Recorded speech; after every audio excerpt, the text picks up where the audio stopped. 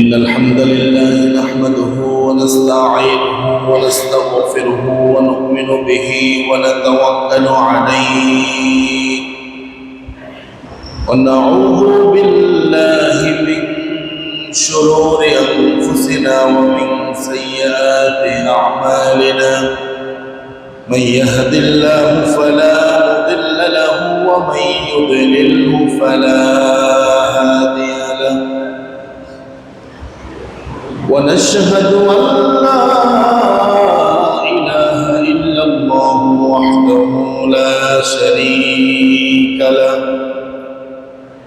ونشهد أن سيدنا ونبينا وحبيبنا وبشيرنا وطبيبنا وطبيب أرواحنا محمد الذي أرسله بالحق بشيرا ونذيرا وداعيا إلى الله بإذنه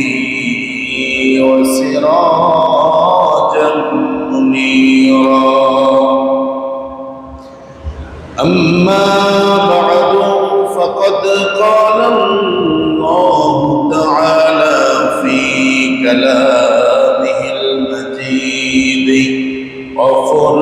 وفرقان الحميد أعوذ بالله من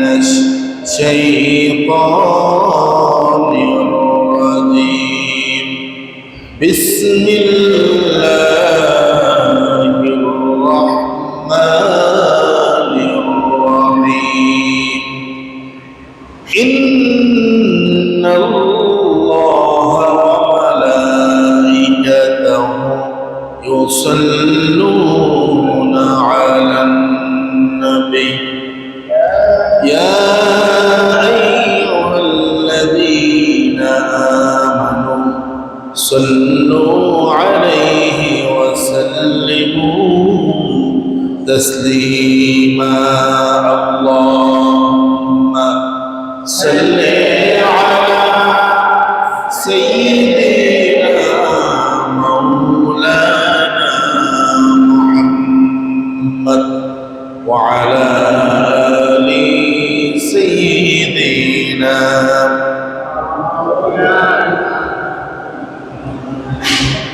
রসুল আমার হৃদয় মাঝে বলতে পারি না মন যে আমার চাইতে যেতে সোনার মদিনা আল্লাহুম্মা সাল্লি আলা مولانا محمد وعلى آل سيدنا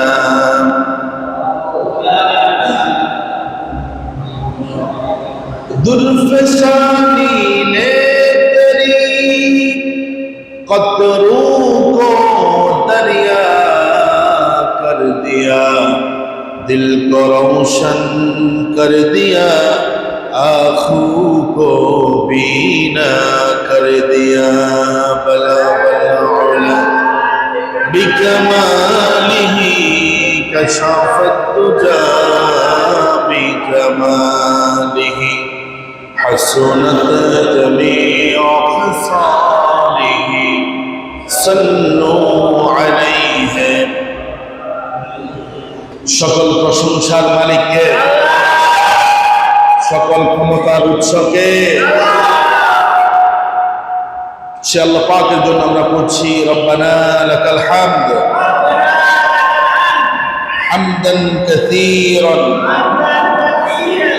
তাইয়িবান মুবারাকান ফীহি ইয়া রাব্বি লাকাল হামদ কামা ইয়ানবাগী لجلال وجهك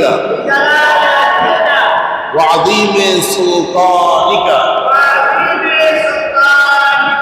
আমরা প্রশংসা করলাম কার? মৃত্যুর আগ পর্যন্ত প্রশংসা করব কার? আল্লাহ পাক যেন তৌফিক নসিব করেন, আমরা পড়ছি আমিন। সম্মানিত হাজিরিন, প্রিয় ভাইয়েরা, আজকে রবিউল আউয়াল মাসের প্রথম জুমা। আল্লাহ পাক রবিউল আউয়াল মাসের প্রথম জুমায় আগেভাগে আমাদেরকে মসজিদে আসার তৌফিক দিয়েছেন। সেই মনিবের শানে প্রাণ খুলে হৃদয়কে উজাড় করে মহাব্বতের সাথে আমরা পড়ছি আলহামদুলিল্লাহ।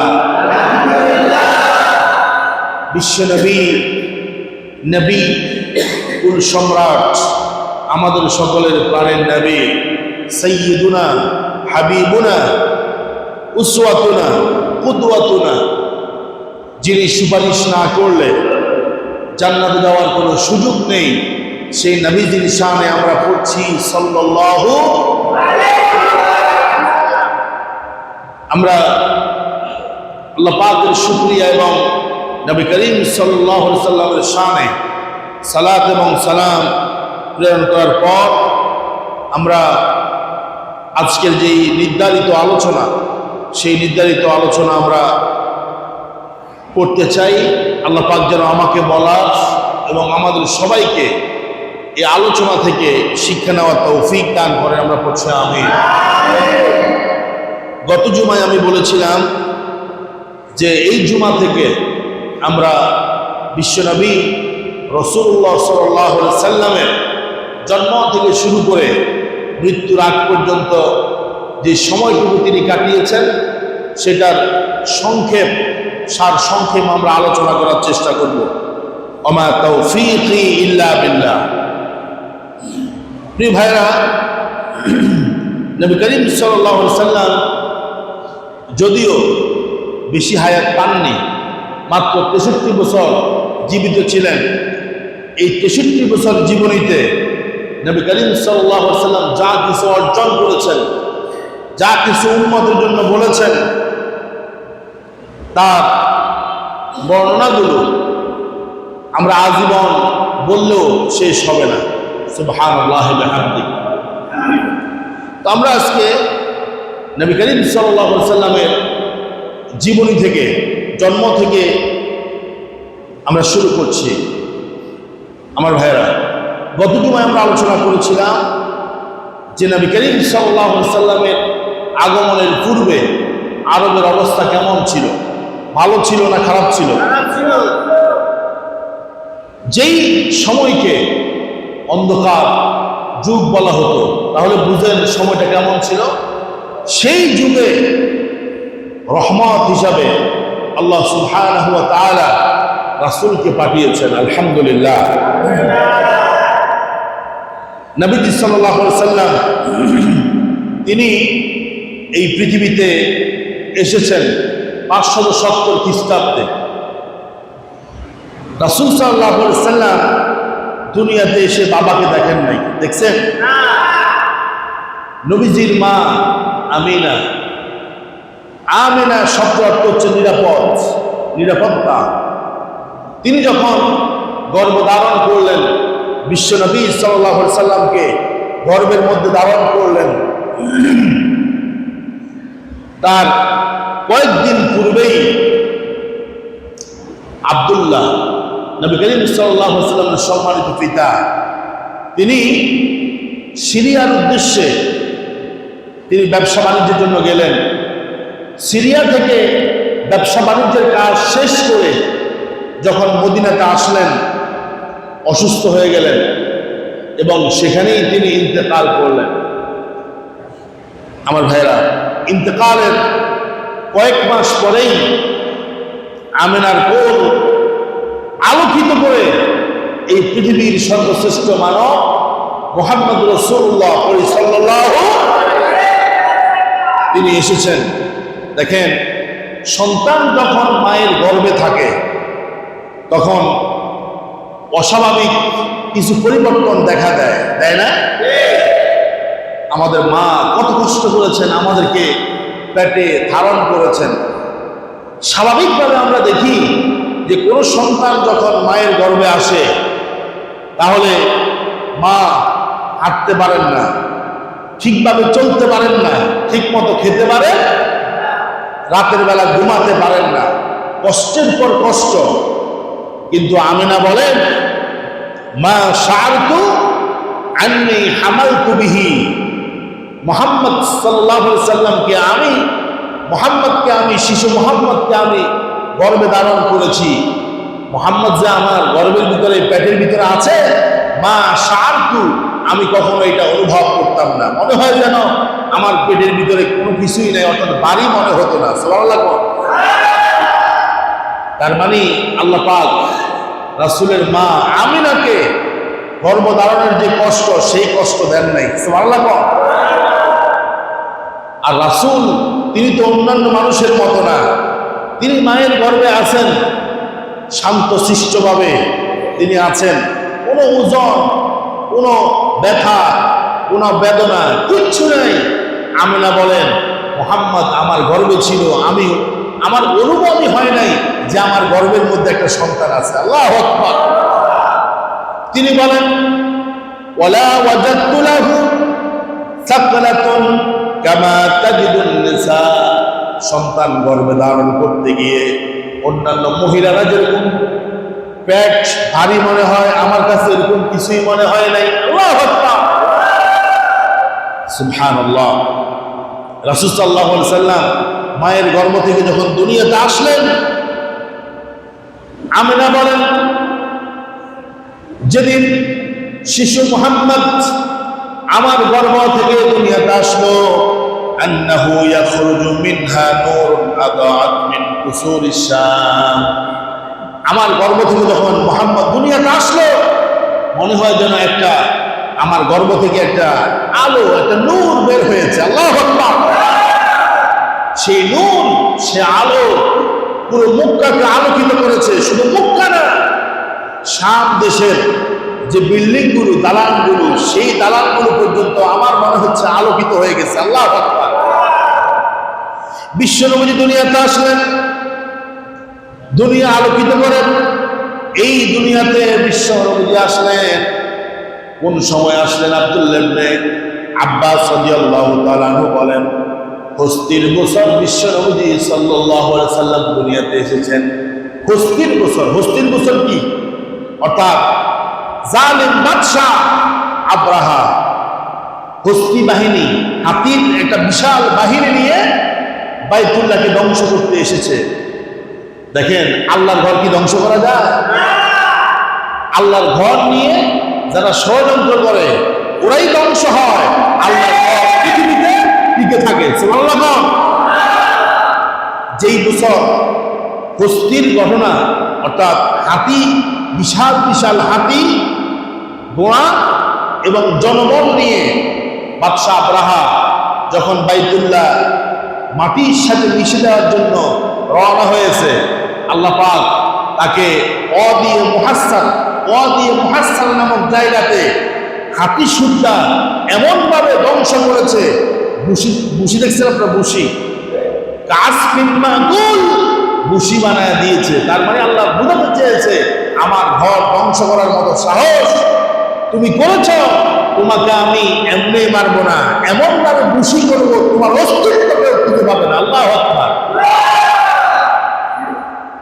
দেখেন, সেই হস্তির বছর আব্রাহা এবং তার বাহিনীকে আল্লাহ পাক ধ্বংস করলেন। তার 50 দিন পরে, কতদিন পরে? 50 দিন পরে বিশ্ব নবী সাল্লাল্লাহু আলাইহি সাল্লাম আমিনার কোল আলোকিত করে দুনিয়াতে এসেছে। আল্লাহু আকবার। সম্মানিত ভাইরা, রাসূল সাল্লাল্লাহু আলাইহি সাল্লাম যেই মাসে এসেছে, ওই মাসটি ছিল এখন যে মাসে আমরা আছি, রবিউল আউয়াল মাস। বলেন কি মাস? রবিউল মানে হচ্ছে বসন্ত। দেখেন, বসন্তকাল যখন আসে, গাছের মধ্যে ফুল আছে না? যেই দিকে তাকাবেন আপনি ফুল আর ফুল। বসন্তকাল মানে হচ্ছে চতুর্দিকে শুধু সৌন্দর্য আর সৌন্দর্য। দেখেন, আল্লাহ পাক রাসূলকে এমন মাসে পাঠিয়েছেন যার নাম হচ্ছে রবি। রবি মানে বসন্তকাল। রাসূল আসলেন, যেই দিন আসলেন ওই দিনটা ছিল সোমবার। কি বার? তবে দিন, তারিখ, দিন ঠিক আছে সোমবার, কিন্তু কোন তারিখে আসছে এই ব্যাপারে মতভেদ আছে। কেউ বলছে 9 তারিখ, কেউ বলছে 10 তারিখ, কেউ বলছে 12 তারিখ। তবে 12 তারিখের ব্যাপারে সবচাইতে বেশি গ্রহণযোগ্য মত হচ্ছে নবী করিম সাল্লাল্লাহু আলাইহি সাল্লাম রবিউল আউয়াল মাসের 12 তারিখ সোমবার এই পৃথিবীতে আগমন করেছেন। আমার ভাইরা দেখেন, নবীজি সাল্লাল্লাহু আলাইহি সাল্লাম যখন আগমন করলেন, দুনিয়াতে আসলেন, আবু লাহাবের একজন দাসী ছিল, নাম ছিল সুয়াইবা। ওই সুয়াইবা যখন নবীজি দুনিয়াতে আসলেন, শিশু মুহাম্মদ সাল্লাল্লাহু আলাইহি সাল্লাম দুনিয়াতে আসলেন, সুয়াইবা আবু লাহাবের কাছে চলে গেল। আবু লাহাব ছিল রাসূলের চাচা। কি ছিল বলেন? আবু লাহাবের কাছে যায় বলছে, শুনছেন আমেনার কোল জুড়ে এমন একজন সন্তান এসেছে, পুরো ঘর আলোকিত হয়ে গেছে। আল্লাহু আকবার। খুশবু বের হয়েছে, পুরো ঘরটা সুঘ্রাণ হয়ে গেছে, পুরো ঘর আলোকিত হয়ে গেছে। আবু লাহাব যখন মুহাম্মদ সাল্লাল্লাহু আলাইহি সাল্লামের জন্মের কথা শুনলেন, সাথে সাথে সুয়াইবাকে বলল, সুয়াইবা তুমি সকালবেলা আমাকে এমন একটা খবর দিয়েছ, যাও আজ থেকে আমি তোমাকে আজাদ করে দিলাম। আল্লাহু আকবার। সুয়াইবা ছিল আবু লাহাবের দাসী। কি ছিল? খুশিতে, রাসূলের খুশিতে মুহাম্মদ জন্মগ্রহণ করেছে, এই খুশিতে নিজের দাসীকে আজাদ করে দিয়েছে। আমার ভাইরা, সেই আবু লাহাব যখন রাসূল সাল্লাল্লাহু আলাইহি সাল্লাম বলেছেন আল্লাহ ছাড়া কারো গোলামি করা যাবে, আল্লাহ ছাড়া কারো সামনে মাথা নত করা যাবে না, কুলু লা ইলাহা ইল্লাল্লাহ, যখন তাওহীদের দাওয়াত দিলেন, ইসলামের দাওয়াত দিলেন, আল্লাহর কোরআনের দাওয়াত দিলেন, তখন সেই আবু লাহাব সবার আগে রাসূলকে মারার জন্য পাথর হাতে নিয়েছে। ঠিক কিনা? আমাদের দেশ, আমাদের সমাজ, আমাদের পরিবারও দেখবেন, আপনি সবার কাছে ভালো যখন আপনি হক কথা বলবেন, সত্য কথা বলবেন। আপনি এমন কথা বলেছেন আরেকজনের গায়ে লেগেছে, অন্যায়কারীর গায়ে লেগেছে, জালিমের গায়ে লেগেছে, তখন দেখবেন যে যেই লোকটা আপনাকে ভালোবাসতো, মহব্বত করতো, আপনাকে দাওয়াত দিয়ে খাওয়াতো, ওই লোকটাই তখন আপনার শত্রু হয়ে যাবে। ঠিক কিনা? যে আবু লাহাব নিজের দাসীকে কি করলো? আজাদ করলো, সেই আবু লাহাব রাসূলের শত্রু হয়ে গেল। তাহলে কে কখন বন্ধু থাকে, কে কখন শত্রু হয়, এটা বলা বড়ই মুশকিল। ঠিক কিনা বলেন? তবে আমরা কাউকে ভালোবাসবো কার জন্য? আমরা কাউকে ঘৃণা করবো কার জন্য? আমরা কাউকে কোনো কিছু দান করবো কার জন্য? আমরা কাউকে কোনো কিছু দিব না কার জন্য? মান আহাব্বা লিল্লাহ ওয়া আবগাদা লিল্লাহ ওয়া আ'তা লিল্লাহ ওয়া মানআ লিল্লাহ ফাকাদ ইসতাকমালাল ঈমান।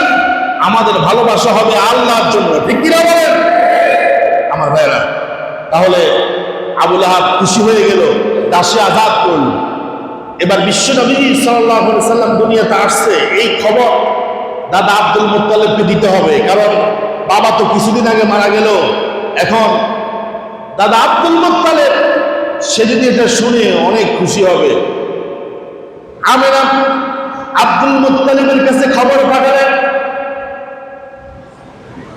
আমেনা সন্তান প্রসব করেছে, দুনিয়াতে তার নবজাতক সন্তান এসেছে। এই খবর আব্দুল মুত্তালিবকে যখন দেয়া হলো, আব্দুল মুত্তালিব তার হাতে যে কাজ ছিল কাজ ফেলে দিয়ে ঘরে ঢুকলেন। ঘরে ঢুকে শিশু মুহাম্মদকে দেখে, নবজাতক সন্তানকে দেখে তিনি অবাক হয়ে গেলেন, মুস্কি হেসে দিলেন আর কোলে নিলেন। আল্লাহু আকবার। কোলে নিয়ে বাইতুল্লাহর দিকে চলে গেলেন। বাইতুল্লাহর সামনে দাঁড়িয়ে আব্দুল মুত্তালিব দু চোখ দিয়ে পানি জড়ালেন। আহারে, আজকে যদি আমার ছেলে আব্দুল মুত্তালিব থাকতো আর এই নুরানি চেহারা আমার নাতিকে যদি দেখতো, কতই না খুশি হয়ে যেত। আল্লাহু আকবার। কাঁদতেছে আর দোয়া করতেছে। সমস্ত মানুষগুলোকে তিনি ডাকলেন, ডেকে বললেন, দেখো আব্দুল্লাহর ঘরে কি সুন্দর একটা সন্তান এসেছে। আল্লাহু আকবার। আব্দুল মুত্তালিব সবাইকে ডাকলেন।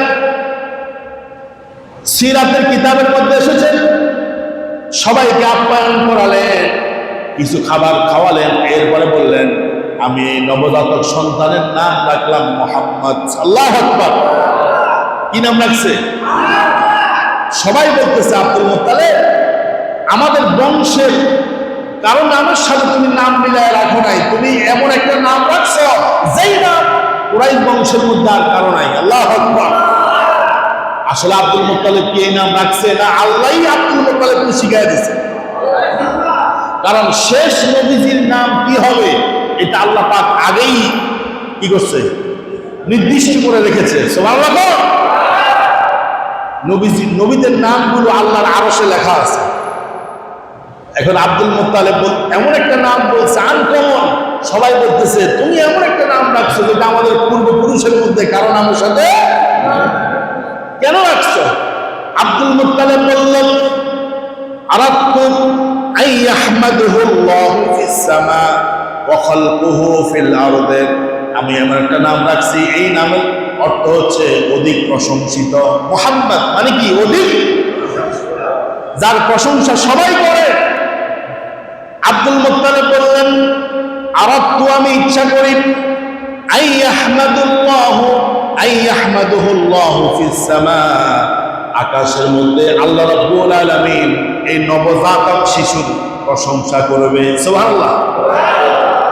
ওয়া খালকুহু ফিল আরদ, আর तमाम সৃষ্টি জগৎ যতদিন কিয়ামত না হবে ততদিন পর্যন্ত এই প্রশংসা করবে, এই নবজাতকের প্রশংসা করবে। আসমানও প্রশংসা হবে, জমিনও প্রশংসা হবে। এজন্য আমি এই শিশুটির নাম রেখেছি মুহাম্মদ। আল্লাহু আকবার। মুহাম্মদ মানে প্রশংসিত। আচ্ছা কোন এই পৃথিবীতে কত বাদশা, কত রাজা, কত প্রেসিডেন্ট, কত প্রধানমন্ত্রী, কত নেতা এসেছে, আসবে, কারো নাম এতবার কি কেউ উচ্চারণ করে?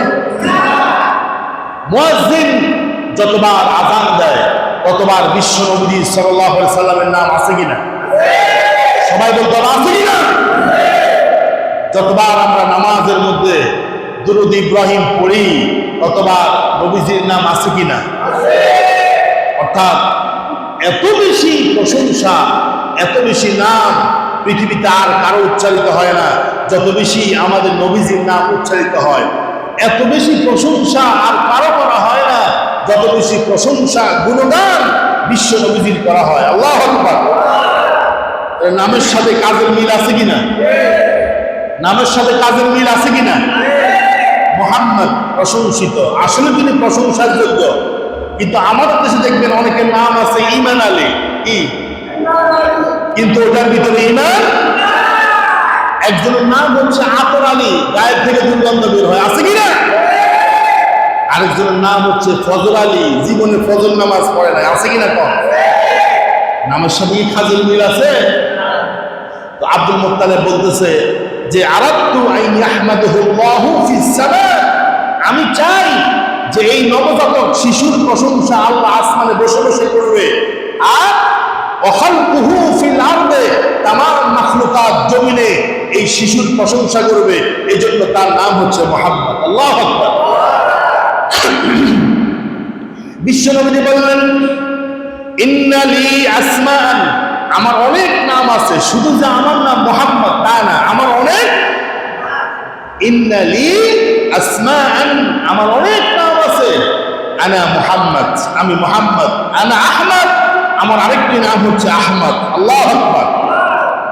দেখেন মুহাম্মদ মানে হচ্ছে যার প্রশংসা মানুষ করে, আর আহমদ মানে হচ্ছে যিনি সবচাইতে বেশি প্রশংসা করে। আল্লাহু আকবার।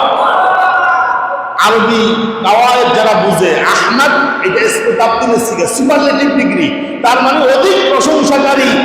আমার রাসূলের চাইতে, আপনার রাসূলের চাইতে এত প্রশংসা, আল্লাহর প্রশংসা, আল্লাহর গুণগান আর কেউ করে না। আল্লাহু আকবার। রাসূল যখন খাবার খেতেন, খাবার খেয়ে তিনি যখন খাবার শেষ করতেন তখন তিনি বলতেন, কি বলতেন? আলহামদুলিল্লাহিল্লাযী আত'আমানা ওয়া সাকানা ওয়া জাআলনা মিনাল। রাসূল যখন ঘুম থেকে উঠতেন রাসূল প্রশংসা করতেন, আলহামদুলিল্লাহিল্লাযী আহইয়ানা বা'দা মা আমাতানা ওয়া ইলাইহি। রাসূল যখন আকাশের নতুন চাঁদ দেখতেন রাসূল পড়তেন আলহামদুলিল্লাহিল্লাযী আহিল্লাহু আলাইনা বিল ঈমানি ওয়াল আমনি। অর্থাৎ এমন কোন দোয়া নাই যেই দোয়ার মধ্যে রাসূলের প্রশংসা নাই। রাসূল সব সময় প্রশংসা করতেন কার? আল্লাহ। এজন্য রাসূল বলে আনা মুহাম্মদ ওয়া আনা আহমদ, আমি মুহাম্মদ, সবাই আমার প্রশংসা করে। শুধু সবাই আমার প্রশংসা করে বিষয়টা এমন না, ওয়া আনা আহমদ, আমিও আমার আল্লাহর প্রশংসা করি। আল্লাহু আকবার। রাসূল বলেন ওয়া আনাল মাহি আল্লাযী ইয়ামহুল্লাহু বিহিল কুফর। রাসূল বলছেন আমার নাম, আরেকটা নাম হচ্ছে মাহি। মাহি শব্দ অর্থ হচ্ছে দূরীভূত করা। মাহি শব্দ অর্থ কি? দূরীভূত করা। দূরীভূত বুঝেন মানে নিঃশেষ করা, নিঃশেষ করে দেওয়া। রাসূল বলছে আমার নাম কেন মাহি? আল্লাযী ইয়ামহুল্লাহু বিল কুফর, আমার মাধ্যমে আল্লাহ তাআলা কুফরি শক্তিকে বিনাশ করেন, আমার মাধ্যমে কুফরি শক্তিকে আল্লাহ পাক নিঃশেষ করেন, এজন্য আমার নাম মাহি। আল্লাহু আকবার। নবীজি বলেন ওয়া আনাল হাসির, আমার আরেকটা নাম হচ্ছে হাসির, অর্থাৎ আল্লাযী ইয়াহশুরুন নাস আলা কদামি, কিয়ামতের দিন যত মানুষ আছে পৃথিবীতে আদম আলাইহিস সালাম থেকে শুরু করে একেবারে কিয়ামত পর্যন্ত যত মানুষ এসেছে, রাসূল বলেন সবাইকে আমার চতুর্পাশে একত্রিত করা হবে। আল্লাহু আকবার। দেখেন রাসূলের মর্যাদা কত, আপনি সেই নবীর উম্মত। রাসূল বলছেন আনা সাইয়্যিদু ওয়ালদ আদম, আমি হচ্ছি আদম সন্তানের নেতা। রাসূল কি? রাসূল কি? আরে আমাদের দেশেও নেতা আছে, আর বিশ্ব নবী তিনিও নেতা। চরিত্র কি মিল আছে? রাসূলের দিনের চরিত্র যেমন, রাতের চরিত্র, ভিতরের চরিত্র যেমন, বাহিরের চরিত্র। এখন আমাদের চরিত্র ভিতরে হলো আলহামদুলিল্লাহ, বাহিরে হলো আলহামদুলিল্লাহ, ভিতরে হলো ইন্না লিল্লাহ। ঠিক কিনা কোন? জোরে কোন? আপনি কি রাগ করছেন? আহা, এমন একজন নেতা আমরা পেয়েছি যেই নেতা সম্পর্কে বিবিরা সার্টিফিকেট দিয়েছে। যে আয়েশা রাদিয়াল্লাহু তাআলা আনহাকে জিজ্ঞাসা করা হয়েছে কাইফা কানা খুলুকুন নবী সাল্লাল্লাহু আলাইহি ওয়াসাল্লাম, নবীর চরিত্র ক্যারেক্টার কেমন ছিল? আয়েশা রাদিয়াল্লাহু তাআলা বলছেন আমা তাকরাউনাল কোরআন, তোমরা কি আল্লাহর কোরআন পড়ো না?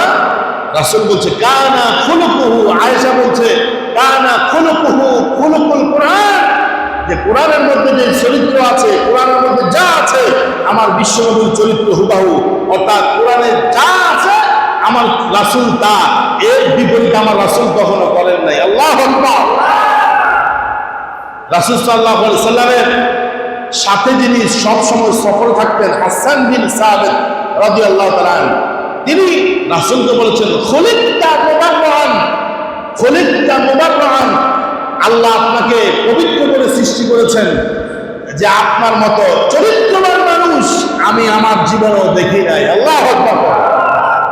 আমার ভাইরা, সেই রাসূল সাল্লাল্লাহু আলাইহি সাল্লাম তিনি এই রাবিউল আউয়াল মাসের সোমবার দুনিয়াতে আসছে। কি বার? জোরে বল না, কি বার? সোমবার। দেখেন আমাদের এই মিরগঞ্জ বাজার, আমি বলি যে এই সোমবারে আমাদের একটা বাজার আছে কিনা? তাহলে সোমবারটাও একটা পবিত্র দিন, আবার জুমার দিনটাও কি পবিত্র দিন। তো রাসূল সাল্লাল্লাহু আলাইহি ওয়াসাল্লাম সোমবারে দুনিয়াতে আসছে। রাসূল সাল্লাল্লাহু আলাইহি ওয়াসাল্লাম দুনিয়া থেকে যাওয়ার পরে সাহাবায়ে কেরাম রবিউল আউয়াল মাসের 12 তারিখ সোমবার রাসূলের জন্মদিন পালন করছে।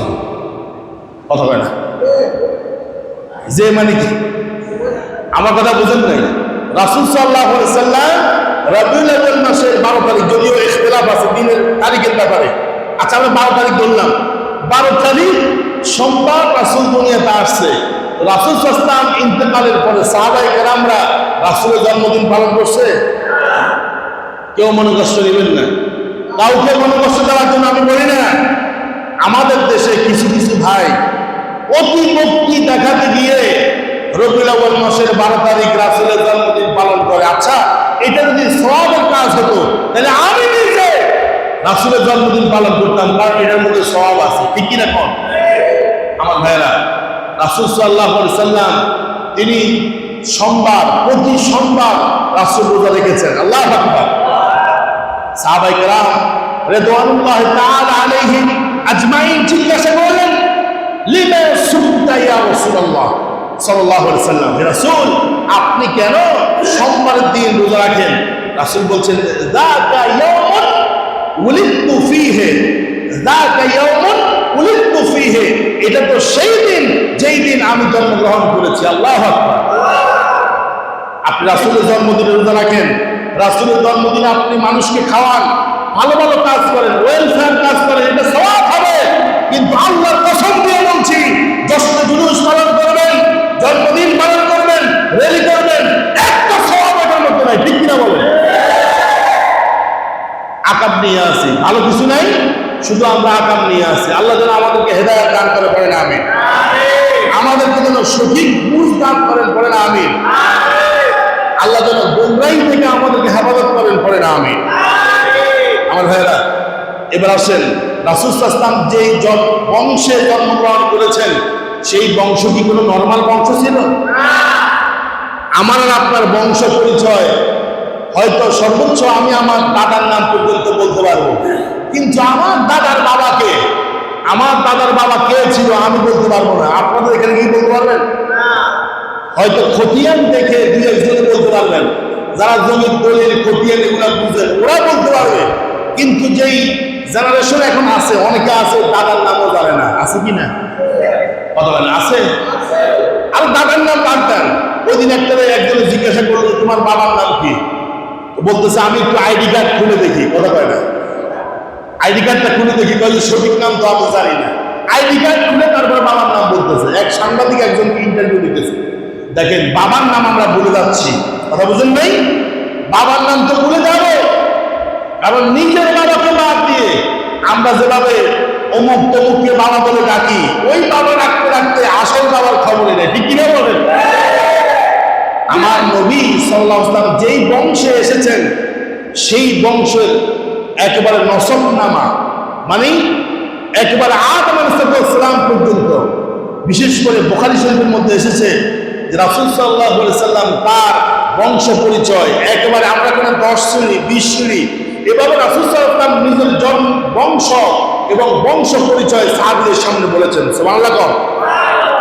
যেমন রাসূল সাল্লাল্লাহু আলাইহি ওয়াসাল্লাম বলেছেন, আনা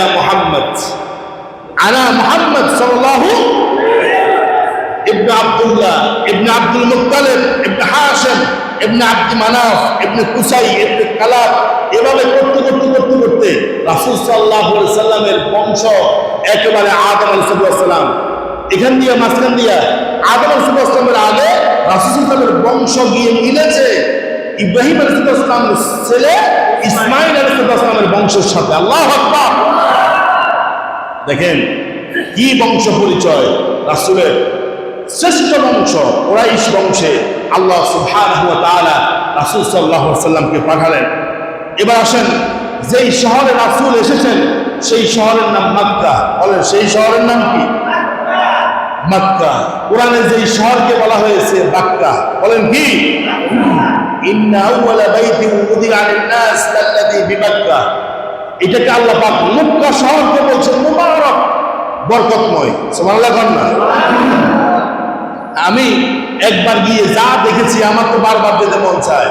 এত বরকতময় একটা শহর মক্কা শহর। আল্লাহু আকবার কাবীরা। আমার ভাইরা, এই মক্কা শহরে, মক্কা নগরীতে, আরবের মক্কা নগরীতে আল্লাহ পাক রাসূলকে পাঠালেন। রাসূলের জন্ম মক্কা নগরীতে। এখন বলতে পারেন পৃথিবীর রোম, পারস্য, তারপরে বড় বড় ওই সময়ে উন্নত দেশগুলো থাকতে রাসূল কেন ওই মক্কাতে, আল্লাহ কেন রাসূলকে মক্কাতে পাঠালেন? আরো উন্নত দেশে রাসূলকে আল্লাহ পাঠালেন না কেন? আচ্ছা, কোন প্রশ্ন আছে না? যারা গবেষক তারা বলেছে Mecca the capital centre of the world. Mecca the centre of the world. এই পৃথিবীতে আপনি যদি ভৌগোলিক অবস্থান যদি আপনি পরিমাপ করেন, মানুষের শরীরে একটা নাভি আছে, আছে কিনা? আমার আপনার শরীরের মধ্যে নাভি আছে, আছে না? এই নাভি হচ্ছে the centre of the body. আমার আপনার শরীরের মধ্যে কেন্দ্রবিন্দু হচ্ছে নাভি, হচ্ছে একেবারে মধ্যখানে। আরব দেশের মধ্যে মক্কা হচ্ছে পৃথিবীর সেন্ট্রাল পয়েন্টে। আর সেন্ট্রাল পয়েন্টে আল্লাহ পাক নবীকে এই জন্য পাঠিয়েছেন যাতে করে সমানভাবে পুরো পৃথিবীতে ইসলামের দাওয়াত, তাওহীদের দাওয়াত, কোরআনের দাওয়াত পৌঁছে যায়। আল্লাহু আকবার। আরেকটি কারণ আছে, ওই সময়ে আরব দেশের ব্যবসায়ীরা বিশ্বের বিভিন্ন দেশে যেত, আবার বিশ্বের বিভিন্ন ব্যবসায়ীরা, বিভিন্ন দেশের ব্যবসায়ীরা আরব দেশে ব্যবসা করার জন্য যেত। আল্লাহু আকবার। ব্যবসায়ীদের মাধ্যমে, ব্যবসায়ীরা ছিল অ্যাম্বাসেডর, এই ব্যবসায়ীদের মাধ্যমে রাসূল সাল্লাল্লাহু আলাইহি সাল্লামের দাওয়াতি কাজ, দাওয়াত, দ্বীনের দাওয়াত পুরো বিশ্বে আল্লাহ রাব্বুল আলামিন পৌঁছিয়ে দিয়েছেন। সুবহানাল্লাহ। আমার ভাইরা, রাসূল সাল্লাল্লাহু আলাইহি সাল্লাম জন্মগ্রহণ করলেন, দুনিয়াতে আসলেন। জন্মের কিছুদিন আগেই বাবা মরে গেল। আব্দুল মুত্তালিব রাসূল সাল্লাল্লাহু আলাইহি সাল্লামের দাদা, চাচাদের মধ্যে অনেকেই ছিলেন। যখন দুনিয়াতে আসলেন, এখন ওই সময়ের সিস্টেম ছিল যে রাসূল সাল্লাল্লাহু আলাইহি ওয়াসাল্লাম যেখানে জন্মগ্রহণ করেছেন সেখানের আবহাওয়ার চাইতে, ওখানের আবহাওয়ার চাইতে গ্রামীণ আবহাওয়াটা একটু ভালো ছিল। সন্তানগুলোকে মায়েরা লালন পালন না করে অন্যের কাছে দিয়ে দিতে, যাতে করে সন্তানগুলো সুস্থ থাকে এবং নিরাপদ থাকে। সেই হিসাবে রাসূলুল্লাহ সাল্লাল্লাহু আলাইহি ওয়াসাল্লাম শিশু মুহাম্মদ সাল্লাল্লাহু, তিনি দুনিয়াতে এসেছেন, মায়ের দুধ পান করেছেন। এখন যেহেতু নিরাপদ না, এজন্য বাহিরের মহিলারা এসে, দাত্রীরা এসে শিশু সন্তানগুলোকে নিয়ে যায়। যেদিন নবীজি দুনিয়াতে আসলেন সেদিন বনু সাদ গোত্রের হালিমা আস-সাদিয়া তিনিও বের হয়েছেন যে কোনো সন্তান পাওয়া যায় কিনা। কারণ কোনো সন্তান যদি লালন পালন করার জন্য নেয় অনেক লাভ আছে, আর্থিক এবং তাদের পারিবারিক অনেকগুলো লাভ আছে। এই জন্য তারা কি করতো, সকালবেলা বের হতো, বের হয়ে মক্কার গলিতে গলিতে তারা ঘুরতো যে কোনো নবজাতক সন্তান পাওয়া যায় কিনা, যার বিনিময়ে কিছু অর্থ করি পাওয়া যাবে। কথা বুঝুন নাই? তো বনু সাদ গোত্র থেকে অনেক মহিলা এসেছে। হালিমা তিনিও এসেছেন স্বামীকে সাথে নিয়ে, আর তার সাথে ছোট্ট একটা বাচ্চা ছিল। হালিমা আসলো, সবাই আগেভাগে এসে ধনী পরিবারের সন্তানগুলোকে নিয়ে গেল। আর হালিমা যে গোয়াটা নিয়ে এসেছে ওই গোয়াটার শক্তি নাই, দুর্বল। কথা বুঝুন নাই? তার গোয়াটা আস্তে আস্তে আসছে, সবার পরে আসছে। দেখেন, আমরা বলি যে আগে গেলে অনেক সময় ভালো খাবার পাওয়া যায়, দাওয়াতের মধ্যে আগে গেলে কথা হয় না। আমরা একটা কথা বলি যে খাওয়ার আগ মজলিসের কথা কয় না, খাবারের আগ মজলিসের কথা বলি। অনেক সময় আমরা বলি যে আগে গেলে ভালো পাওয়া যায়। এখন সবাই আগে গিয়া নিয়ে আসলো, ধনী সন্তানদেরকে নিয়ে আসতো, ভালো টাকা পেল। হালিমা সর্বশেষ আসলো, মক্কার অলিতে গলিতে ঘুরলো, কোথাও কোনো সন্তান খুঁজে পেল না। হঠাৎ করে হালিমার চোখ গেল এমন একটা ঝুপড়ি ঘরের দিকে, যেখানের মধ্যে একটা শিশু সন্তানের কান্নার আওয়াজ শোনা যায়। তিনি উঁকি মারলেন, উঁকি মেরে দেখলেন ঘরের মধ্যে তো কোনো শিশুকে দেখা যাচ্ছে না, মনে হয় একটা চাঁদ, একটা চাঁদ, নতুন চাঁদ আকাশে যখন উঠে মানুষ যেরকম তাকিয়ে থাকে, হালিমা আর সাদিয়া ওইদিকে তাকিয়ে আছে। আল্লাহু আকবার। হালিমার স্বামী বলছে, হালিমা মাযা তানজুর, কি দেখতেছো? অবাক হয়ে কি দেখতেছো? বললো যে আমার চোখ আটকে গেল, এই ঘরের মধ্যে আব্দুল্লাহর ছোট্ট কুটিরে এমন একটা সন্তান এসেছে আজকে কয়েকদিন আগে, যে সন্তানটা চাঁদের চাইতেও সুন্দর। আল্লাহু আকবার। কথা বললো আব্দুল মুত্তালিবের সাথে। আব্দুল মুত্তালিব বলছে, দেখো এই ঘরে একটা সন্তান এসেছে, তুমি যদি চাও নিতে পারো, তবে টাকা পয়সা বেশি দেওয়া যাবে। হালিমার স্বামী বলতেছে, চলো, এখানে থাকা যাবে না। হালিমা বলছে, আমি এই সন্তানকে দিব। আল্লাহু আকবার। এগুলো আপনারা জানেন, আমি স্মরণ করাই দিচ্ছি। আমার ভাইয়েরা, সন্তানকে কোলে নিলেন। হালিমা বলে, কোলে নেওয়ার সাথে সাথে মনে হয় যেন আমি আকাশের চাঁদটাকে হাতে নিয়েছি। আল্লাহু আকবার। হালিমা বলেন যে আমি আমার বাহনের উপরে, ঘোড়ার উপরে, যে ঘোড়া দুর্বল সবার শেষে এসেছে, সেই ঘোড়ার উপরে যখন আমি বসলাম, আমার দুর্বল ঘোড়াটা সবগুলো ঘোড়াকে অতিক্রম করে বনু সাদ গোত্রে পৌঁছে গেল। আল্লাহু আকবার। হালিমা বলেন, আমার স্তনে দুধ কম ছিল, আমার সন্তানটা সবসময় কাঁদতো, আমার ছেলে সন্তানটা সবসময় কাঁদতো, দুধ পেত না। মুহাম্মদ সাল্লাল্লাহু আলাইহি ওয়াসাল্লাম যখন আমার স্তনে দুধ পান করা শুরু করেছে, সাথে সাথে আমার স্তন ভর্তি দুধ হয়ে গেল। আমার আল্লাহ পাক বরকত দিয়ে দিলেন। সুবহানাল্লাহ। ঘরে বরকত, ফসলে বরকত, সব দিকে বরকত আর বরকত। কারণ আল্লাহ পাক বলছেন, ওমা আরসালনাকা ইল্লা রাহমাতাল লিল আলামিন। 6 বছর পর্যন্ত সিরাতের কিতাবের মধ্যে আছে, আল বিদায়া ওয়ান নিহায়া, সিরাতে ইবনে হিশাম, এই কিতাবগুলো পড়বেন, এখানের মধ্যে আছে 6 বছর এর কাছাকাছি হালিমার কাছে ছিল। মধ্যখান দিয়ে আবার আমেনা রাসূলের মায়ের কাছে নিয়ে আসা হলো। 6 বছর রাসূলের বয়স যখন 6 বছর, তখন আমেনা রাসূল সাল্লাল্লাহু আলাইহি ওয়াসাল্লামের মা বললেন, চলো তোমার বাবার কবর দেখবো। চলে গেলেন মদিনাতে। আমি একটু আগে বলছিলাম আব্দুল্লাহ রাসূলের বাবা, তিনি ব্যবসায়িক উদ্দেশ্যে সিরিয়াতে গেছেন, যাওয়ার পরে মদিনাতে আসছেন, সেখানে মারা গেছে। মনে আছে আপনাদের? বাবার কবর দেখার জন্য, মাকবারা দেখার জন্য রাসূল মায়ের সাথে গেলেন, কিন্তু মা আর মক্কাতে ফিরে আসলেন না। বাবা যেখানে মারা গেলেন, মাও সেখানে। দেখেন রাসূলের জীবনীটা একটু দেখেন। আপনি বলেন যে আরে আমার জীবনটা দুঃখে কষ্টে কাটে, আমি এতিম, আমি এই, আমি সেই, কত অভিযোগ। আচ্ছা বন্ধ, রাসূলের চাইতে কি এত কষ্টের জীবন কি আমরা পেয়েছি? অথচ এই শিশু সন্তান এত কষ্টের মধ্যে তিনি বিপ্লবী, তিনি সংগ্রামী, তিনি আল্লাহর হাবিব, তিনি রাহমাতাল লিল আলামিন। সুবহানাল্লাহ ওয়া বিহামদিহি।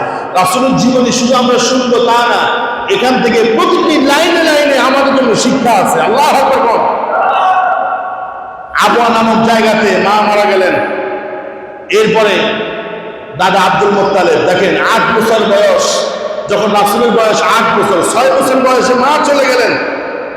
যেই দাদার কাছে লালিত পালিত হচ্ছেন আব্দুল মুত্তালিব, এই আব্দুল মুত্তালিব ছিলেন বাইতুল্লাহর মুতাওয়াল্লি। বাইতুল্লাহ কি? মুতাওয়াল্লি। 8 বছর বয়সে আব্দুল মুত্তালিব দুনিয়া থেকে চলে গেলেন। এবার দায়িত্ব পেলেন কে? চাচা আবু তালেব। বলেন চাচা কি? 10 বছর বয়স রাসূলের। চাচা বলতেছে, মুহাম্মদ ওই সাল্লাল্লাহু, তোমার মা নাই, বাবা নাই, দাদা নাই, আমি আবু তালেব এত বেশি সম্পদশালী না, তোমাকে পরিশ্রম করতে হবে। রাসূল বলছে, আমি রাজি আছি। আল্লাহু আকবার। দেখেন আমরা বর্তমানে চাকরি করি, কত আরামের চাকরি। রাসূলের জীবনীটা সংগ্রামী জীবনী। আবু তালেব বলছেন, মুহাম্মদ তোমাকে পরিশ্রম করতে হবে, কষ্ট করতে হবে, কাজ করতে হবে, বসে বসে খাওয়া যাবে না। বিশ্বনবী বললেন, কোনো সমস্যা নাই, চাচা কি কাজ করতে হবে বলেন।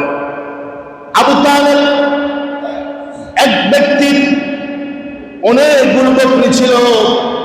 ওই ব্যক্তিকে আবু তালেব গিয়ে বলল, আমার ভাতিজা মুহাম্মদ বিশ্বস্ত, তাকে যদি আপনি ইচ্ছে করেন আপনার কাজে লাগাতে পারেন। বিশ্বনবী বলেন, ওয়ানা রাআইতুহা লিআহলি মক্কা, আমি মক্কাতে আমার বয়স যখন 10 বছর ছিল, কিছু অর্থের বিনিময়ে বিল করাইদ, কিছু অর্থের বিনিময়ে আমি ছাগল লালন পালন করেছি। আল্লাহু আকবার। এখন আমারও যদি কেউ যদি বলে একটু ছাগল ছড়ান, ছাগল লালন পালন করেন, আমি কি করবো? কথা বলে না। দেখেন যিনি বিশ্বনবী, যার জন্য আল্লাহ পাক এই পৃথিবীকে সুন্দর করে সাজালেন, সে রাসূল বলছেন, ওয়ানা রাআইতুহা, আমি ছাগল চড়িয়েছি, কোনো লজ্জা নাই। আল্লাহু আকবার। এই পৃথিবীর চোর, ডাকাত, বদমাশ, চাঁদাবাজদেরকে বলতে চাই, রাসূল সাল্লাল্লাহু আলাইহি সাল্লাম তিনি বিশ্বনবী হওয়ার পরেও আল্লাহ তাকে এত সম্মানিত করেছেন। সেই নবী 10 বছর বয়সে অন্যের বকরি চড়ায় কিছু পারিশ্রমিক নিয়েছেন। আল্লাহু আকবার। এবার আবু তালেব বলতেছে, এই বকরি চড়ায়া হবে না, চলো আমার সাথে সিরিয়া চলো। আল্লাহু আকবার। বয়স কত? কতক্ষণ না, বয়স কত? আচ্ছা রাসূলের বায়োগ্রাফি শুনতে ভালো লাগে না খারাপ লাগে? এই বয়ান আমি দিচ্ছি, কেউ কি বিরক্ত হচ্ছেন? কিন্তু অন্য নেতা যদি বয়ান দিতাম কেউ কি থাকতে পারে? আল্লাহু আকবার বল। যত পপুলার নেতা হোক, এতক্ষণ যদি কারো বিষয়ে আমি বলতাম, এই দুই কাতারও থাকতো না, পিছন দিক থেকে সব উঠে যেত। কথা বলেন দেখেন, এই জন্য রাসূল তো রাসূল, প্রশংসিত। এখন চাচা বলতেছে চলো, এইসব ছাগল টাগল ছাড়া লাভ হবে না, কি তোমাকে ব্যবসা করতে হবে। আল্লাহু আকবার বলেন। ব্যবসা হালাল না হারাম? আহাল্লাল্লাহুল বাইআ ওয়া হারামার রিবা। আল্লাহ ব্যবসাকে হালাল করেছে, সুদকে হারাম করেছে। দেখেন, এখন আমাদের দেশে মানুষ পুঁজি খাটায়া দোকানে বসে ব্যবসা করতে রাজি নাই, ওই টাকা লাগায়া মাসে মাসে ইন্টারেস্ট নেয়, ওটারে কয় ব্যবসা। কথা কয় না? ও টাকা ব্যবসার উপরে লাগাইছি, টাকা দিয়ে টাকা, এটা ব্যবসা না, এটা সুদ, ঠিক কিনা? আমার ভাইরা, চাচা বলছে চলো সিরিয়া চলো, চাচার সাথে রাজি হয়ে গেল, সিরিয়াতে চলে গেল। ওই সিরিয়াতে একজন পাদ্রী যখন দেখলো যে এই ব্যবসায়ী কাফেলার সাথে ছোট্ট একটি বালক আছে, বিস্ময়কর বালক। বিস্ময়কর কেন? যে এই বালক যেই দিকে যায়, আকাশের এক খন্ড মেঘমালা ওই দিকে যায়। আল্লাহু আকবার। এই বিস্ময় বালক যেই দিকে যায়, মনে হয় যেন দুই পাশের গাছগুলো নত হয়ে তার দিকে ঝুঁকে পড়ে। আল্লাহু আকবার। ফাদ্রী বুহাইরা ডাকলেন, আবু তালেব অবাক হয়ে গেল। আবু তালেব বলল যে আমি এই পাদ্রীর পাশ দিয়ে অনেকবার গিয়েছি, আমাদের দিকে কখনো তাকায় নাই, কিন্তু আজকে আমাদেরকে নিজে ডাকতেছে। আল্লাহু আকবার। সিরাতের কিতাবের মধ্যে এসেছে, পাদ্রী নিজে রান্না বান্না করেছে, রান্না বান্না করে সুন্দর করে সবাইকে আপ্যায়ন করার পরে বলতেছে, তোমাদের সাথে যে ছেলেটা বালকটা এসেছে তোমরা কি জানো এই বালকটাকে? আবু তালেব বলছে, সে আমার কি ভাতিজা, সে আমার ভাতিজা, ভাইয়ের ছেলে। ওই পাদ্রী বলছে, শুধু ভাতিজা বললেই হবে না, তিনি তো হচ্ছেন এমন একজন ব্যক্তি, হাদা সাইয়্যিদুল আলামিন, যিনি বিশ্ববাসীকে নেতৃত্ব দিবেন। আল্লাহু আকবার। হাদা সাইয়্যিদুল মুরসালিন, যিনি রাসূলদের নেতা হবে। হাদা রাহমাতুল লিল আলামিন, ইনি হচ্ছেন আল্লাহ পাক যাকে রহমত করে तमाम বিশ্বের জন্য পাঠিয়েছেন, তিনি সে রাহমাতুল লিল আলামিন। আল্লাহু আকবার। বুহাইরা বলছে, আবু তালেব ইরজি ইলা মক্কা, যাও তাড়াতাড়ি মক্কায় চলে যাও, খবরদার রোম দেশে যাও না, রোমের বাদশা যদি জানে ইনি সাইয়্যিদুল মুরসালিন তাকে হত্যা করবে। আল্লাহু আকবার। বুহাইরা যখন বলল চলে যাও, আবু তালেব চলে আসলো। দেখেন, এরপর রাসূল সাল্লাল্লাহু আলাইহি ওয়াসাল্লাম 20 বছর বয়স যখন হচ্ছে, 20 বছর বয়সে আমার দেশের যুবক তরুণ কিশোররা বিভিন্ন ক্লাব করে, বিভিন্ন সংগঠন করে, কিশোর গ্যাংয়ের সাথে জড়িত হয়, অন্যায় অপরাধের সাথে জড়িত হয়, মাদকের সাথে জড়িত হয়, নারীদের সাথে খারাপ কি যত কাজ আছে অশ্লীল কাজ সব সাথে জড়িত হয় না? সেই 20 বছর বয়সে রাসূল সাল্লাল্লাহু আলাইহি সাল্লাম এলাকার যুবকদেরকে বলছেন, তাআলাও, আসো আমরা একটা সংগঠন করব, যেই সংগঠনের মূল নীতি হবে আমরা জুলুম করব না, আমরা সবার নিরাপত্তা দিব, আমরা মাজলুমের সহায়ক হব, আমরা অসহায়ের বন্ধু হব, গরিবের বন্ধু হব, আমরা দুঃখীর আপনজন হব। আল্লাহু আকবার। এভাবে অনেকগুলো কাজ নিয়ে রাসূল সাল্লাল্লাহু আলাইহি সাল্লাম কয়েকজন যুবককে একত্রিত করে 20 বছর বয়সে রাসূল সাল্লাল্লাহু আলাইহি সাল্লাম একটি সংগঠন করলেন, যেই সংগঠনের নাম হচ্ছে হিলফুল ফুজুল। আল্লাহু আকবার। আমি তারিখের কিতাবে দেখেছি, ইতিহাসের কিতাবে, বিশ্বের সর্বপ্রথম যেই শান্তিকামী সংগঠন ছিল, সেই শান্তিকামী সংগঠনের নাম হচ্ছে হিলফুল ফুজুল। আল্লাহু আকবার। ইতিহাসের কিতাবে পড়লাম, রাসূল যুবকদেরকে নিয়ে এই সংগঠন করার পরে মক্কার মাজলুমদের প্রতি কেউ কখনো চোখ তুলে তাকায় নাই। অন্য দেশ থেকে, অন্য এলাকা থেকে ব্যবসায়ী আসলে তার দিকে কেউ চোখ তুলে তাকাতো না। চুরি, ডাকাতি, অন্যায়, রাহাজানি, দুর্নীতি সব কিছু রাসূল সাল্লাল্লাহু আলাইহি সাল্লাম এই হিলফুল ফুজুলের মাধ্যমে বন্ধ করেছেন। আল্লাহু আকবার। দেখেন, এরপরে বয়স যখন 23 বছর, কত বছর? 23 বছর। আস্তে আস্তে বয়স বাড়তেছে। শিশু মুহাম্মদ সাল্লাল্লাহু আলাইহি ওয়াসাল্লাম আস্তে আস্তে বড় হচ্ছে। তার মাধ্যমে আল্লাহ পাক ভালো কিছু কাজ জাতিকে দেখাচ্ছে, দেখো আমার রাসূল কেমন।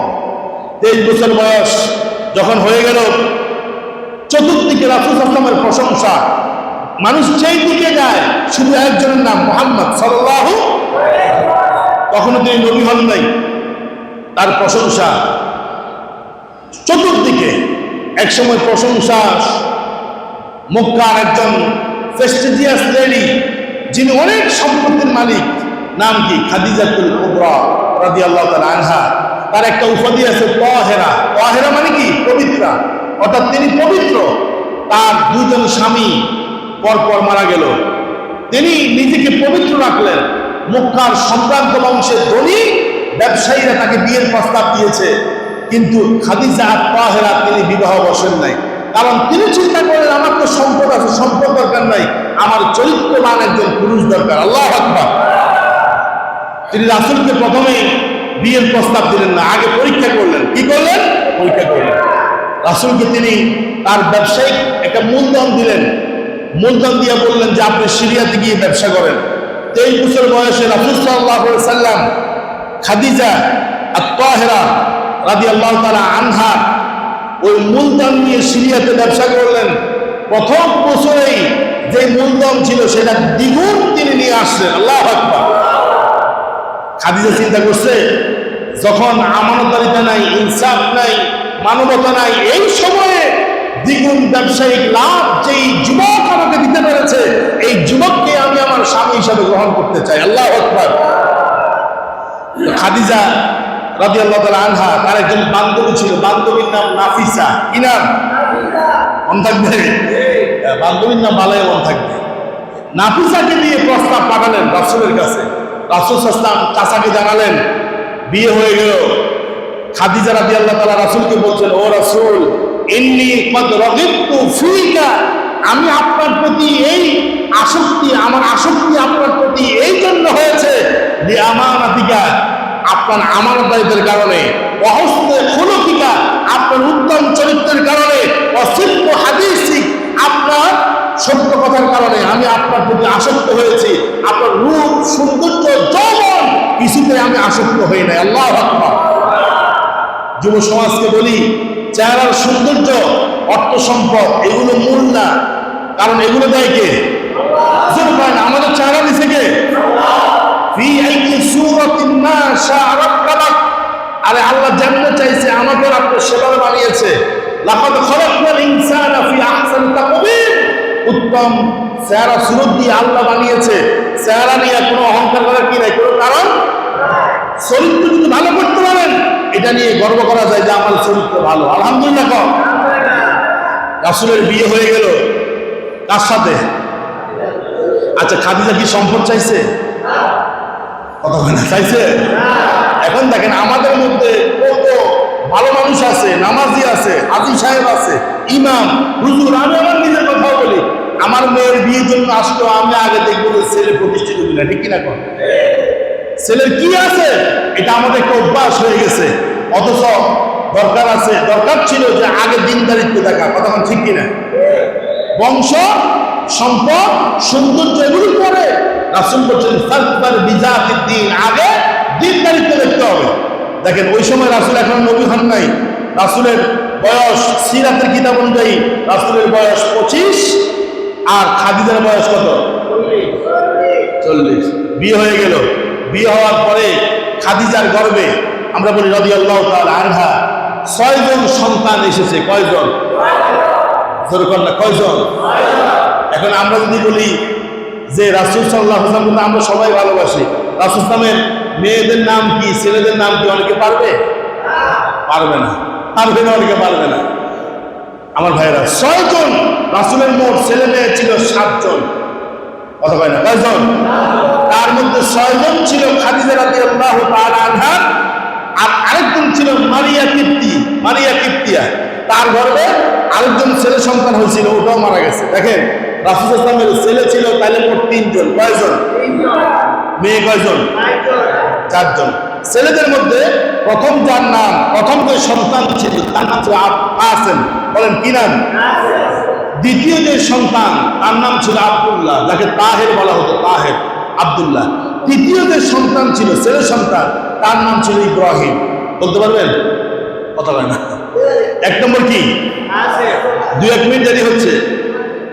কাসেম, এই জন্য রাসূলকে আবুল কাসেম, কাসেমের বাবা বলা হতো। 2 আব্দুল্লাহ। 3 আচ্ছা, রাসূলের সন্তান নাকি দুনিয়াতে বালেগ অবস্থায় বেঁচে ছিল? শিশু অবস্থায় আল্লাহ তাআলা দুনিয়া থেকে নিয়ে গেছেন। রাসূলের ছেলে হয়, কিছুদিন পরে মারা যায়, ছেলে হয়, কিছুদিন পরে মারা যায়। মক্কার কাফেররা রাসূল ইসলামকে মানে ঠাট্টা করে বলছে, আনতা আনতা আবতার, তুমি হচ্ছে বংশহীন মুহাম্মদ, তোমার বংশে কে বাতি জ্বালাবে আমরা দেখবো, কারণ তোমার সন্তান ছেলে সন্তান হয় মারা যায়, হয় মারা যায়। আল্লাহ সূরা নাজিল করে দিল, সূরা কাউসার। আল্লাহু আকবার। কি সূরা? আপনার ছেলে সন্তান হয় মারা যায়, ওরা বলে আপনি বংশহীন, নির্বংশ। ইন্না আতাইনাকাল কাউসার, আমি আল্লাহ আপনাকে হাউজে কাউসার দান করেছি। আল্লাহু আকবার। কেউ কেউ বলছে কাউসার মানে হচ্ছে দুনিয়া এবং আখিরাতের সমস্ত নিয়ামতকে একত্রে কাউসার বলে। আল্লাহু আকবার। আল্লাহ কয় আপনি বংশহীন না, আপনার বংশ কারা? আল উলামা ওয়ারাসাতুল আম্বিয়া, এই পৃথিবীতে যত আলেম আছে সবাই নবীর বংশধর। আল্লাহু আকবার। আচ্ছা কোন আবু জাহাল আবু লাহাবের বংশ আসেনি? আর কথা বলেন আছে? আবু জাহালের যে বাড়ি সেখানে আমিও গিয়ে টয়লেট করছি। কথা বলেন, টয়লেট না আসলে, 1 নম্বর না আসলে মানুষ চেষ্টা করে যেন আসে। কথা বলেন। আল্লাহু আকবার। দেখেন দেখেন, আবু জাহালের বংশ সন্তান বংশ করেছেন। আল্লাহ পাক বলছেন ইন্না শানিয়াকা হুয়াল আবতার, আপনি বংশ, আপনার বংশ ঠিক মতো থাকবে, আপনার বংশ থাকবে, কিন্তু আপনার শত্রুরা নির্বংশ হয়ে যাবে, তাদের নাম নেওয়ার মতো কোনো বংশধর থাকবে না। আল্লাহু আকবার। আমার ভাইরা, আর মেয়ে ছিল 6 জন। মেয়ে কয়জন? 7 জন, সরি, কয়জন? প্রথম মেয়ের নাম ছিল রুকাইয়া। বলেন কি নাম? জয়নব। প্রথম মেয়ের নাম কি ছিল? জয়নব। 2 নম্বর রুকাইয়া। 2 নম্বর কি? 3 নম্বর উম্মে কুলসুম। সর্বশেষ ফাতেমা রাদিয়াল্লাহু তাআলা আনহা। তো 3 সন্তান, ছেলে সন্তান দুনিয়া থেকে চলে গেছে। আল্লাহ বলছে মা কানা মুহাম্মদ আবা আহাদিন মিন রিজালিকুম ওয়ালাকিন রাসূলুল্লাহ ওয়া খাতামান নবী। দেখেন না, পীরের ছেলে পীর হয়। কথা কয় না? কোন সময় দেখছেন যে পীরের বাতিজা পীর হইতে? পীরের জামাই পীর হইতে দেখছেন? পীরের ছেলে কি হয়? পীর হয়। তার ছেলে পীর হয়, তার ছেলে পীর হয়, অন্যরা এই বাদ দেয় না। কথা বলে না। তো রাসূল সাল্লাল্লাহু আলাইহি ওয়াসাল্লামের সন্তানগুলো দুনিয়ায় থাকলে আমরা যে আবেগী, নবীর পর আমরা বলতাম যে নবীর ছেলে কাসেম নবী, নবীর ছেলে নবী, নাউজুবিল্লাহ করেন না, নবীর ছেলে আব্দুল্লাহ নবী, এভাবে আমরা বলতাম, কারণ আমরা তো আবেগী, আমাদের আবেগ বেশি। এজন্য আল্লাহ পাক বলছেন খবরদার, মা কানা মুহাম্মাদুন আবা আহাদিন মিন রিজালিকুম ওয়ালাকিন রাসূলুল্লাহ, আমার রাসূলের কোনো সন্তান দুনিয়াতে থাকবে না, কোনো পুরুষের পিতা আমার রাসূল না। আল্লাহু আকবার। আমার ভাইয়েরা, তো এই পর্যন্ত আমরা আলোচনা করলাম রাসূল ইসলামের বিবাহ, সন্তান। এরপরে আগামী জুমা থেকে আমরা ধারাবাহিকভাবে আলোচনা করবো ইনশাআল্লাহ। বলেন ইনশাআল্লাহ। এখান থেকে যে শিক্ষাগুলো আছে আল্লাহ পাক যেন আমাদেরকে এগুলো আমল করার, মেনে চলার তৌফিক দান করেন।